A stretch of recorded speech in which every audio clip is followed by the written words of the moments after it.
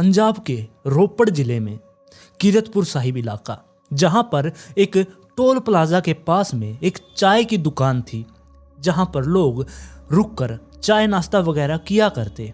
18 अगस्त 2024 को उस दुकान के मालिक की लाश उसके दुकान के बाहर मिलती है। किसी ने पुलिस के पास फोन किया। पुलिस वाले सूचना मिलते ही मौके पर पहुंचते हैं। उन्होंने आकर यहां पर छानबीन शुरू कर दी। जैसे ही उन्होंने उस व्यक्ति को देखा जो इस दुकान का ओनर था, उसकी मौत किसी ने गला दबाकर की थी, क्योंकि उसके गले पर निशान थे।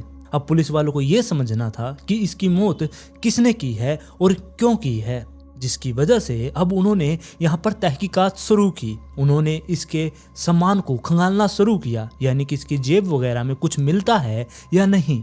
पुलिस वालों को उसका पर्स वगैरह मिलता है, जिसमें से पता चला कि ये व्यक्ति कौन है। साथ में उन्होंने वहाँ पर कोई भी फ़ोन वगैरह नहीं मिलता, मतलब कि जिसने भी इस व्यक्ति को मारा है वो इसका फ़ोन अपने साथ ले गया। पुलिस वाले अब उस के परिवार से मिलते हैं, यानी कि जो दुकान का ओनर था इसकी फैमिली से मिलते हैं और उसका नंबर ले लेते हैं और उस फ़ोन के आईपी एड्रेस को ट्रेस पर लगा देते हैं। और कुछ टाइम के बाद वो फ़ोन एक्टिव होता है। पुलिस वालों को पता चला कि वो फ़ोन एक्टिव हो चुका है। पुलिस वालों ने तुरंत उस फ़ोन वाले को उठाया। जिस व्यक्ति के पास वो फ़ोन था, पुलिस वालों ने उसे उठा लिया था। अब पुलिस वालों को लग रहा था कि केस सॉल्व हो गया, क्योंकि उन्होंने उस व्यक्ति को उठा लिया जिसके पास फ़ोन था। लेकिन जब उससे पूछताछ की गई तो उसने साफ इनकार कर दिया कि ये फ़ोन मेरा नहीं है और ना ही मैंने इसे चुराया है, बल्कि मैंने इसे किसी व्यक्ति से ख़रीदा था, क्योंकि वो व्यक्ति बहुत सस्ते में मुझे ये फ़ोन देना चाहता था, जिसकी वजह से मैंने ये फ़ोन ख़रीद लिया। अब पुलिस वालों ने उससे पूछा कि क्या तुम उस व्यक्ति को जानते हो या फिर कुछ उसके बारे में हमें बता सकते हो। उस व्यक्ति ने कहा कि मैं उस व्यक्ति को बिल्कुल भी नहीं जानता, ऐसे रास्ते में ही वो व्यक्ति मुझे मिला था, लेकिन उसमें एक अजीब बात थी। पुलिस वालों ने पूछा कि क्या अजीब था। उसने बताया कि वो वैसे तो एक आदमी लग रहा था, लेकिन उसके गेटअप से वो एक महिला लग रहा था, क्योंकि उसने सूट वगैरह डाला था, साथ में एक चुन्नी टाइप की अपने गले में डाली हुई थी। पुलिस वालों को कुछ भी समझ नहीं आ रहा था कि ये कैसी बातें कर रहा है। एक व्यक्ति ऐसे चुन्नी वगैरह डालकर, सूट डालकर क्या कर रहा था। पुलिस वालों ने उससे कहा कि क्या तुम हमारे लिए उस व्यक्ति का स्केच बनवा सकते हो। उस व्यक्ति ने हाँ भर दी और एक स्केच आर्टिस्ट को बुलाया गया। अब उसके बताए अनुसार उस स्केच आर्टिस्ट ने हूबहू एक स्केच तैयार कर दिया। अब पुलिस वालों ने उस स्केच को, जो उस स्केच आर्टिस्ट ने बनाया था, उसको पूरे पंजाब में फैला दिया, ताकि इस व्यक्ति के बारे में पता चल सके कि ये व्यक्ति कौन है। कुछ टाइम ऐसे ही बीतता है और पुलिस वाले उस व्यक्ति तक पहुंच जाते हैं। पुलिस वालों ने इस स्केच वाले व्यक्ति को उठा लिया था। अब पुलिस वालों को लग रहा था कि मामला सॉल्व हो गया है। इस व्यक्ति ने एक दुकान के ओनर का मर्डर कर दिया और मामला अब सॉल्व है। लेकिन जब उस व्यक्ति से पूछताछ की गई तो एक बहुत ही भयानक सच्चाई सामने निकल कर आती है। इसने इस ओनर को ही नहीं बल्कि बहुत सारे लोगों को मारा था, यानी कि ये पंजाब का एक बहुत बड़ा सीरियल किलर था, जो अब पुलिस वालों के हाथ में आ चुका था। लेकिन अभी तक ये कैसे बचा हुआ था पुलिस वालों की रिडार से। जिस व्यक्ति को पुलिस वालों ने पकड़ा, इसका नाम राम स्वरूप था, जो कि रोपड़ जिले का ही रहने वाला था। बचपन तो इसका बिल्कुल ठीक ठाक था, लेकिन बचपन से ही इसे लड़कियों जैसा बनने का शौक था, यानी कि इसके अंदर लड़कियों वाले सिम्टम्स थे, जिसकी वजह से इसको मेकअप करना, लड़कियों जैसे कपड़े पहनना, उनके जैसे चाल ढाल इसकी हो चुकी थी। लेकिन बचपन में जब ये छोटा था, ये सारे काम किया करता, मेकअप करना, लड़कियों जैसे कपड़े पहनना। इसके परिवार वालों को इसके बारे में जब पता चला तब उन्होंने इसे डांटा भी। कईयों ने मजाक में भी इस चीज़ को टाल दिया कि अभी ये बच्चा है, ऐसे कुछ कर रहा होगा, जिसकी वजह से उन्होंने इस चीज़ को सीरियसली नहीं लिया और वो ऐसे ही बड़ा होता गया। बड़ा होने के बाद जो पंजाब का क्रेज है बाहर जाने का, इसने भी फैसला किया कि ये बाहर जाएगा, क्योंकि इसने 10वीं तक ही पढ़ाई की थी और इसके लिए यहाँ पर कोई भी जॉब इसे नहीं मिल रही थी, जिसकी वजह से इसने पैसे उठाए किसी से उधारे और ये दुबई पहुँच गया। वहाँ जाने के बाद ये गे कम्युनिटी से मिलता है। जिसके बाद इसे पता चला कि ये इस दुनिया में अकेला ऐसा व्यक्ति नहीं है जिसे लड़कियों जैसा बनना पसंद है, बल्कि इसके जैसे और भी बहुत सारे लोग इस दुनिया में मौजूद है, जिसकी वजह से ये उनसे मिलता है, उनसे बात करता है। उनके साथ रहना इसे अच्छा लगा और इसे पता चला कि ये एक गे है, जिसके कुछ टाइम के बाद ये वापस से इंडिया आ जाता है। अब यहाँ पर आने के बाद छोटा मोटा ये काम करता है, लेकिन इसका यहाँ पर अब मन नहीं लग रहा था, जिसके बाद ये वापस से कतर चला जाता है। वहाँ पर भी अच्छा खासा इसने पैसा कमाया और अपने परिवार को इसने पैसा भेजना शुरू किया। इसके परिवार वालों ने अब गांव के अंदर अपना घर बना लिया, साथ में जितना भी इन्होंने उधार लिया था यानी कि ब्याज पर पैसा उठाया था वो सब का इन्होंने पैसा चुका दिया था। सब कुछ अच्छा चल रहा था, लेकिन कतर में कई साल रहने के बाद ये वापस से इंडिया आ जाता है। इंडिया आने के बाद अब इसके परिवार वालों ने इसकी शादी कर दी। शादी के कुछ टाइम के बाद इसके 3 बच्चे भी होते हैं। अभी तक भी सब कुछ सही था, लेकिन 2022 में इसको ड्रिंक की आदत लग गई। ये बहुत ज़्यादा शराब पीना इसने शुरू कर दिया।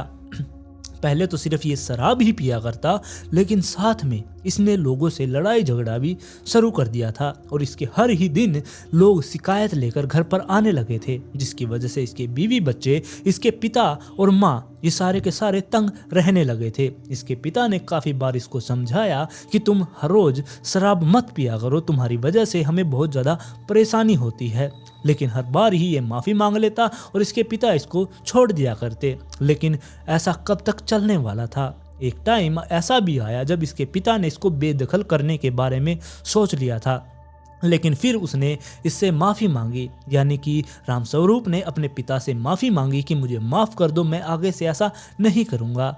जिसके बाद इसके पिता ने इसको माफ़ किया, घर में रहने दिया, लेकिन ये ऐसे ही करता रहा। जिसके बाद इसके पिता बहुत ज़्यादा गुस्सा हुए और उन्होंने अब इसको घर से निकाल दिया था। घर से निकालने के बाद ये इधर उधर भटकने लगा। इसके पास इतने ज़्यादा पैसे नहीं थे कि ये कुछ भी कर सके। अब ये इधर उधर रोड पर खड़ा रहा करता, जहाँ पर कोई ट्रक वगैरह आया करते उन ट्रक में बैठकर इधर उधर घूमता रहा करता। तब इसने एक चीज़ को नोटिस किया कि जितने भी टोल प्लाजा हैं रास्ते में जो पड़ते हैं उनके ऊपर बहुत सारे ऐसे व्यक्ति हैं जो लड़की बनकर यहाँ पर प्रोस्टिट्यूट का काम करते हैं। इसको भी अब ऐसा ही लग रहा था कि इसके पास कोई काम धंधा नहीं है तो ये भी एक प्रोस्टिट्यूट बन जाएगा, क्योंकि जितने भी गे हैं आजकल रोड पर जो टोल प्लाजा है वहाँ पर प्रोस्टिट्यूट का काम करते हैं। जितनी भी लंबी दूरी की जो गाड़ियाँ आती हैं, ट्रक वगैरह, उनके साथ वो डील करते हैं और उनके साथ चले जाते हैं। अब यही सब कुछ सोचकर इसके मन में यही प्लान आया। अब ये दिन में सारा दिन ऐसे ही ड्रिंक करके इधर उधर घूमता रहा करता। जैसे ही रात होती ये लड़कियों के भेष में आता, अपना मेकअप वगैरह करता और टोल प्लाजा पर जाकर खड़ा हो जाया करता। जो भी ट्रक वाला वहाँ से गुजरता ये उनसे इशारे में बात करता और उनके साथ बैठकर चला जाया करता। इसने भी अब जिस्म फरोशी का धंधा शुरू कर दिया था और ऐसे ही सब कुछ सही चल रहा था। पुलिस वालों ने अब इससे पूछा कि जब तुम ये सब कुछ कर रहे थे तो तुमने लोगों को क्यों मारा? तब उसने बताया कि जब ये सब कुछ सही चल रहा था मैं ऐसे ही सेक्स वर्कर बन चुका था, लेकिन जब भी मैं लोगों के साथ बैठकर गाड़ी में जाया करता तब वहाँ पर वो मेरे साथ गलत किया करते, यानी कि मेरे से जितनी भी डील हुआ करती, यानी कि 500 रुपये की उससे डील हुई है और वो उसे 300 रुपये दिया करते तो उसे गुस्सा आ जाया करता, जिसकी वजह से वो लोगों को मार दिया करता। ऐसे ही जून 2023 में वो एक रोड के किनारे खड़ा था, यानी कि टोल प्लाजा के किनारे पर खड़ा था। वहाँ पर एक ट्रक आया जिसमें वो बैठकर चला गया। उनकी डील 500 रुपये में हुई थी, लेकिन ट्रक वाले ने रामस्वरूप को 300 ही रुपये दिए, जिसकी वजह से इन दोनों के बीच में इस बात को लेकर झड़प हो चुकी थी। अब जो रामस्वरूप था उसके गले में एक चुन्नी टाइप का वो कुछ रखा करता, मफलर टाइप में, जिसके बाद उसे गुस्सा आया। उसने अपना वो मफलर उतारा, उस ट्रक ड्राइवर के गले में डालकर उसको मार डाला और जब वो मर गया उसको वहीं पर छोड़ दिया। उसके मरने के बाद अब जो ये रामस्वरूप था ये उसके सारे कपड़े उतार देता है, ना सिर्फ कपड़े उतारता है, उसको पलटता है और उसकी पीठ पर वो धोखेबाज लिखता है पंजाबी में। साथ में फिर वो उसके दोनों पैर पकड़कर उससे माफ़ी मांगता है कि मेरे कोई भी इरादा नहीं था तुम्हें मारने का, लेकिन तुम्हारी गलती की वजह से तुम मारे गए। और ऐसे ही ये सब कुछ करता जा रहा था। और अब अगस्त 2024 के अंदर इसने उस ढाबे वाले को ऐसे ही मारा। उस दिन भी ये तैयार होकर इस टोल प्लाजा के पास आया था। यहाँ पर आने के बाद वो इस दुकान में कुछ चाय पाने के लिए गया था। वहाँ पर जाकर इसकी इस दुकान के ओनर के साथ इशारों में बात हुई। इन्होंने सब कुछ किया, जिसके बाद पैसों पर इनकी झड़प हुई और इसने उस मालिक को मार डाला। उसको भी मारकर उसके कपड़े उतारे, उसकी कमर पर वही सब कुछ लिखा, यानी कि धोखेबाज, और उसके पैर पकड़कर माफ़ी मांगी। अब तक लगभग इसने 11 लोगों को मार डाला था। पुलिस वाले ये बात सुनकर बहुत ज़्यादा हैरान थे कि इसने 11 लोगों को मार डाला है। पंजाब का ये बहुत बड़ा सीरियल किलर पुलिस वालों के हाथ में आ चुका था। पुलिस वालों ने अब इस चीज़ की छानबीन करना शुरू किया कि क्या ये सच बोल रहा है या फिर ये झूठ बोल रहा है। पुलिस वालों ने जैसे ही इसके बताए हुए इलाकों पर जाकर पूछताछ की कि यहाँ पर कोई मर्डर हुआ था, तब पुलिस वालों को पता चला जो इसने जगह बताई है वहाँ पर मर्डर हुआ था। लेकिन इसको पक्का नहीं पता था कि किस तारीख को इसने मर्डर किया, कौन सी जगह पर इसने मर्डर किया, जिसकी वजह से पुलिस वाले अभी तक सिर्फ 6 लोगों के बारे में ही ये कन्फर्म कर पाए हैं कि इसने 6 लोगों को मार डाला है। बाकी के लोगों के बारे में इसे याद ही नहीं है कि इसने उनको कब और कहां पर मारा था। लेकिन जो इसका तरीका था मारने का, ये सिर्फ गला घोट कर ही मारा करता, क्योंकि इसके पास कोई भी हथियार नहीं हुआ करता। ये बिना हथियार के ही चला करता, गला घोट कर उसको मार देता, या फिर कोई पत्थर वगैरह वहाँ से मिल जाते इसे तो उससे भी उनका सर फोड़कर उन्हें मार देता। कई मामलों में इसने सर फोड़कर भी लोगों को मारा था। पुलिस वाले तहकीकात कर रहे थे कि जिन जिन लोगों को गला घोटकर मारा गया है और उनके कातिल का नहीं पता चला, उन सबको इसी ने मारा है। पुलिस वाले सिर्फ 6 लोगों के बारे में ही पता लगा पाए थे।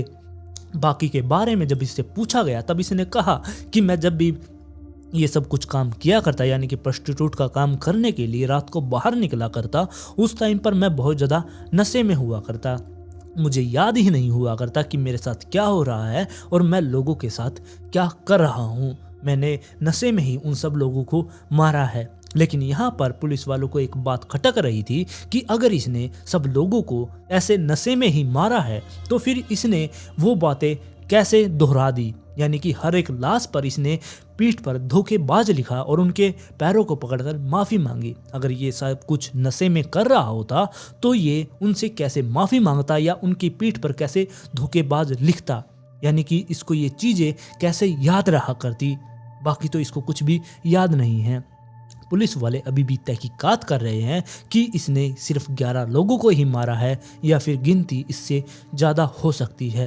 पुलिस वालों का मानना है कि गिनती 11 से ज़्यादा भी हो सकती है, क्योंकि बहुत सारे लोगों के बारे में तो इसे याद ही नहीं है। अभी फ़िलहाल ये पुलिस की गिरफ्त में है। आगे जो भी इसको सज़ा मिलेगी उसके बारे में हम जल्दी ही आपको अपडेट कर देंगे। आज की स्टोरी में बस इतना ही, और इस स्टोरी के बारे में आप लोग अपनी राय मुझे कमेंट में ज़रूर दें। अगर आप मेरे चैनल पर पहली बार आएँ तो चैनल को सब्सक्राइब कर ले, वीडियो पसंद आई तो लाइक एंड शेयर ज़रूर करें, और जल्द ही मिलते हैं ऐसे ही एक और इंटरेस्टिंग केस के साथ।